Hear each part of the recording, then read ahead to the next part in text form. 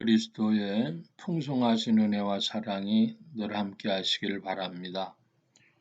오늘 이 아침에는 생명의 삶 큐티 5월 29일자 신명기 25장 11절로 19절까지의 말씀을 잠시 살펴보려고 합니다.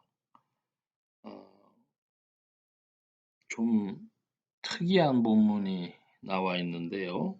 말씀 그대로를 살펴보려고 합니다.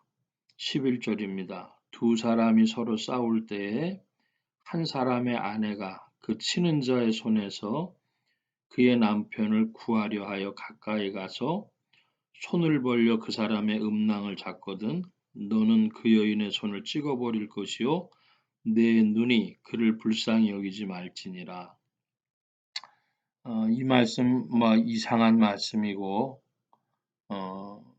한데 중요한 것은 자기 보호 혹은 방어 하는 일에 있어서 하지 못할 일이 있다는 겁니다. 그러니까 지난번에도 돈을 벌 때도 싹쓸이를 할 수 없는 것처럼 수단 방법을 가리지 않고 최대한의 이윤을 구하지 못하는 것처럼 혹은 방위를 하거나 혹은 자기의 가까운 사람을 도와주거나 할 때에도 제한이 있다는 거 이렇게 이해하시면 될 것 같습니다. 또 13절 이하의 말씀에 보면 너는 내 주머니에 두 종류의 저울추 곧 큰 것과 작은 것을 넣지 말 것이며 네 집에 두 종류의 대 곧 큰 것과 작은 것을 두지 말 것이요 오직 온전하고 공정한 저울추를 두며 온전하고 공평한 되를 둘 것이라. 그러면 네 하나님 여호와께서 네게 주시는 땅에서 네 날이 길리라. 수가 두 개라는 거예요. 그래서 속이는 것이죠.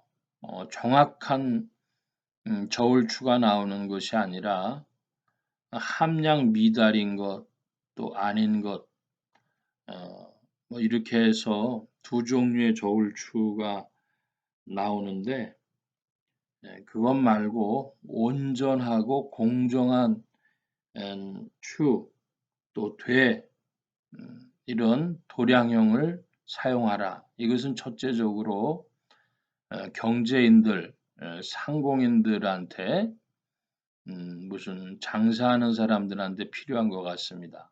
그런데 더 나가 보면 오늘날에도 잣대가 동일하지를 않아요.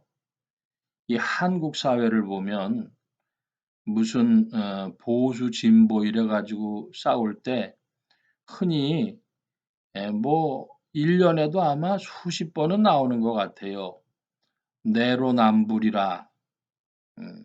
그래서 서로 상대방의 흠을 잡을 때 들여대는 기준하고 내 가까운 사람한테 들이대는 기준이 다르고 하다못해 요즘에는 보니까 검찰조차도 들이대는 잣대가 다른 것 같습니다. 한국 사회를 지켜줘야 할 검찰도 다 잣대가 다른가 이런 생각을 해요. 그러니까 추가 공평해야 된다. 과연 다른 사람 묻기 전에 나는 공정한 저울추로 대하는가? 한국 사람들한테는 팔이 안으로 굽는다 하는 것이 있습니다. 그런데 그 팔이 안으로 굽는 게 지나쳐 가지고 아예 잣대가 다르듯이 하면 안 되겠죠. 이 말씀은 하나님의 뜻은 경제사회적으로 적용할 부분이 많이 있는 것처럼 보입니다.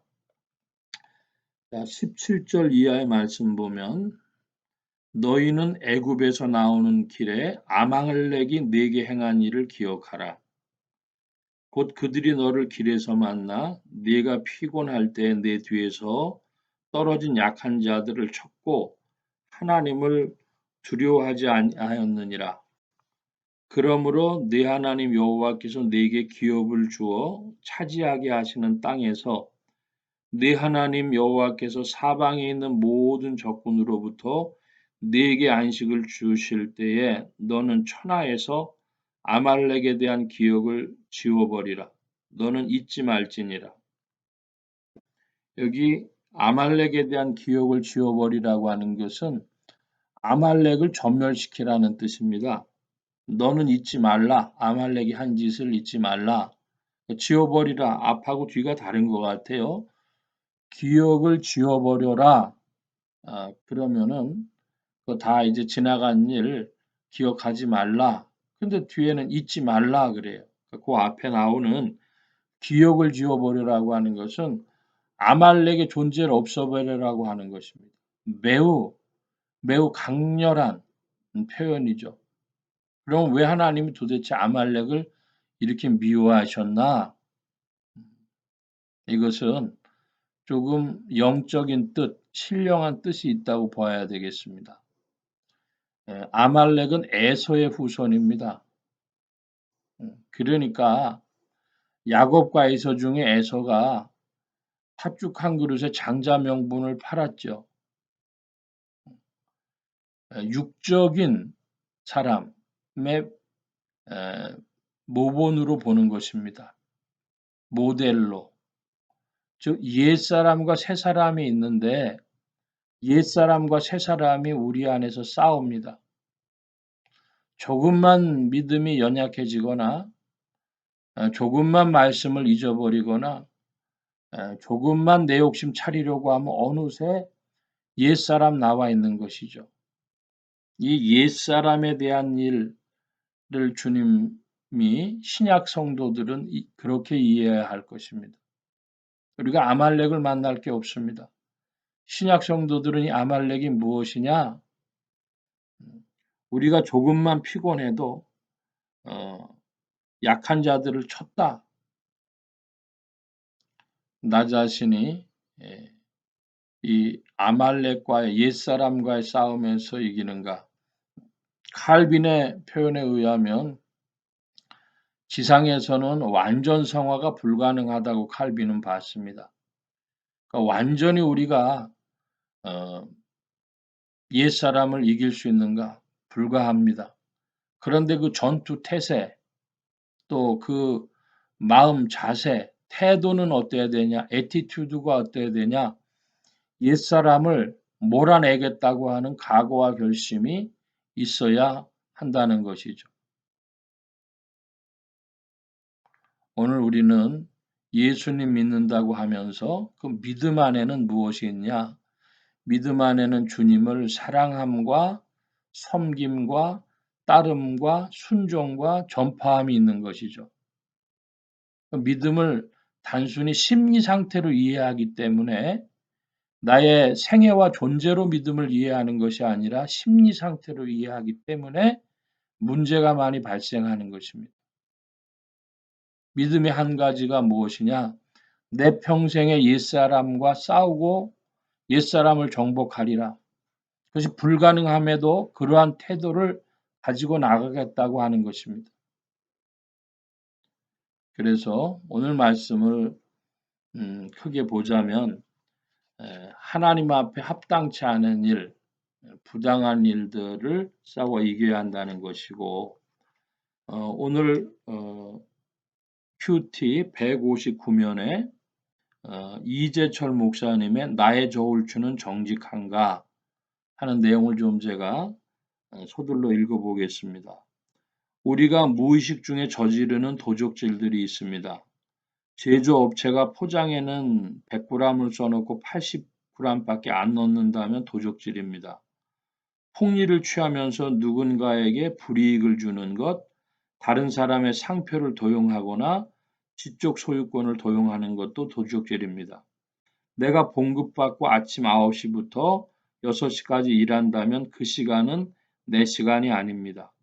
공급자가 근무 시간에 태만하여 그 시간을 나를 위해 쓴다면 그것도 도적질하는 것입니다. 사무용품을 사적으로 사용하는 것도 그렇습니다.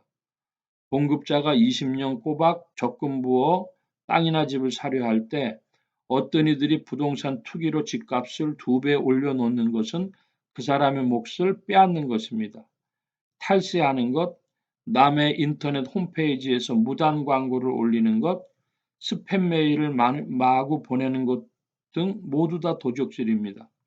물질에는 세 몫이 포함되어 있습니다. 반드시 하나님께 드려야 할 몫이 있고 타인을 위한 몫이 있고 마지막에 내 몫입니다. 그리스도인은 내게 있는 돈이 결코 나만을 위한 몫이 아님을 알아야 합니다.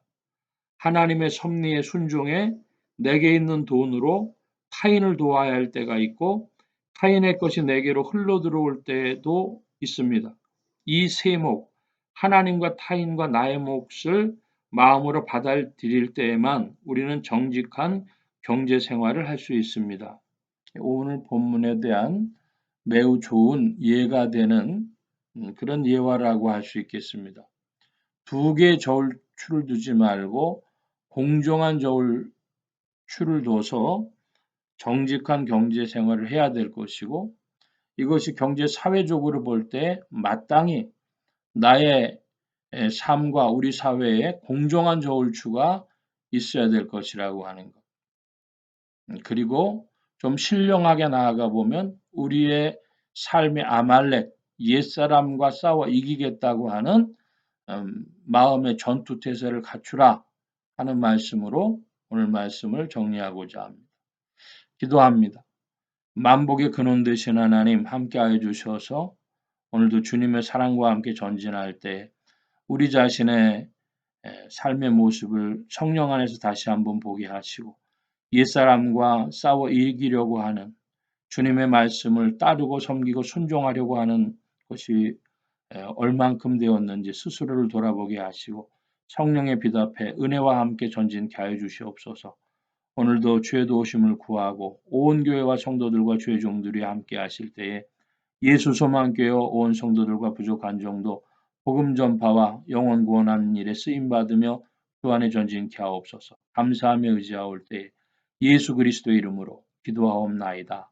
아멘. 하늘에 계신 우리 아버지여 이름이 거룩히 여김을 받으시오며 나라의 마옵시며 뜻이 하늘에서 이루어진 것 같이 땅에서도 이루어지이다. 오늘날 우리에게 일용할 양식을 주옵시고 우리가 우리에게 죄 지은 자를 사하여 준 것 같이 우리 죄를 사하여 주옵시고 우리를 시험에 들게 하지 마옵시고 다만 악에서 구하옵소서. 되게 나라와 권세와 영광이 아버지께 영원히 있사옵나이다. 아멘.